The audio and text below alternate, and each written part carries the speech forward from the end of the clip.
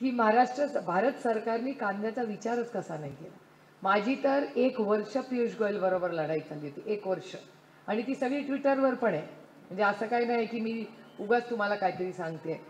लोकसभेच्या 1 वर्ष आधी मी पियुष गोयलांना सांगितलं होतं की कांद्याबद्दल जातीने लक्ष घाला, नाहीतर प्रचंड अडचण होणार आहे। पियुष गोयल म्हणले काय 3 जिल्ह्यांसाठी काय, राज्यात काय, देशात काय करू मी? म्हणलं 3 जिल्ह्यांचा प्रश्नच नाही आहे, हा शेतकऱ्याचा प्रश्न आहे, तुम्ही तो लाईटली घेऊ नका। म्हणलं काय नाही होत, काय नाही होत, असं झालं तसं झालं। पियुष गोयल यांना भेटलेले, तुम्हाला माहिती आहे त्यांचं कसं विचारपूस असते। ठीक आहे, आता ते बघितलं, नाशिककरांनी त्यांच्या सगळ्या सीट पाडल्या। याचं फक्त कारण असंवेदनशील सरकार आणि कांद्याला ज्या पद्धतीने, म्हणजे मला हा शब्द आवडत नाही वापरायला, पण उर्मटपणा जो दाखवला नाही या सरकारने, याला या साध्या माणसाने दाखवलेलं आहे की काय ताकद एका साध्या माणसाची असते। अहो माझंच इलेक्शन बघा ना, माझ्याच इलेक्शनमध्ये ईस्ट इंडिया कंपनी माझ्या विरोधात होती, माहिती आहे ना, ब्रिटिश आले होते कसे, तशी ब्रिटिश कंपनी माझ्याकडे आली होती बारामतीला, सगळी माझ्या विरोधात होती।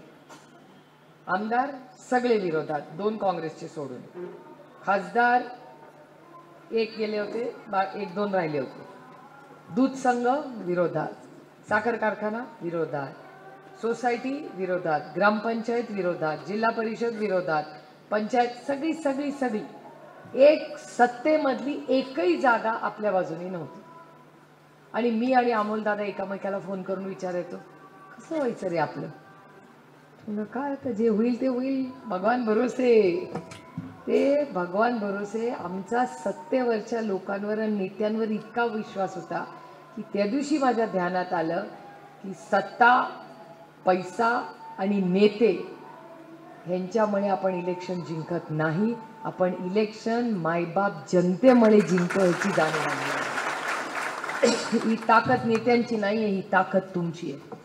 तुमच्या एका मतामुळे काय क्रांती तुम्ही दाखवू शकता, हे बगरे सर याचं जिवंत उदाहरण आहे।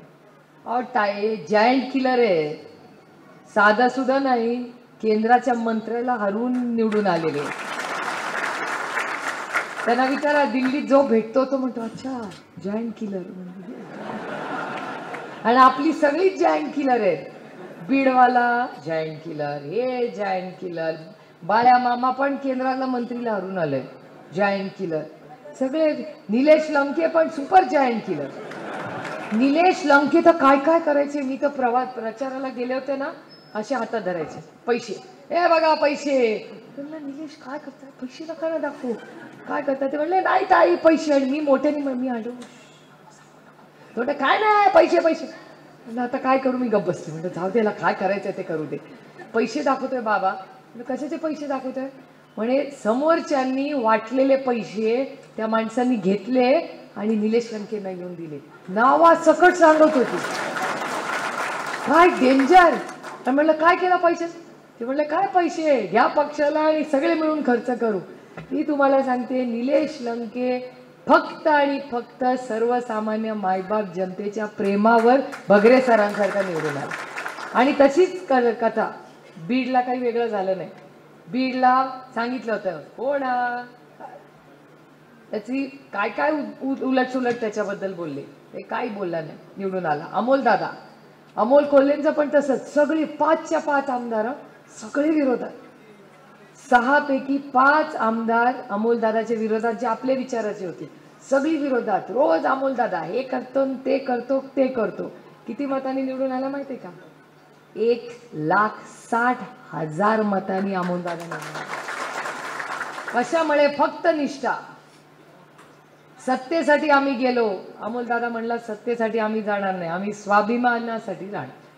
जो स्वाभिमान देईल त्याच्याबरोबर मान सन्मानी राहू, झोपडीत राहू, पण स्वाभिमानाने जगू नको। तुमचा महल जिथे आम्हाला मुजरा करावा लागतो, काय करायचं आहे तो महल जर रोज मुजरा करायला लागत असेल, पण स्वाभिमानी मराठी माणसं होतो।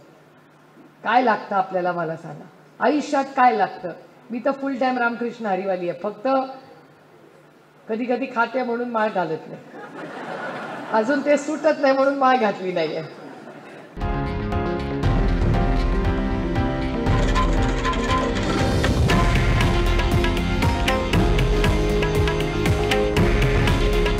हे आहे देशातील नंबर 1 न्यूज नेटवर्क आणि आपण पाहत आहात TV9 मराठी.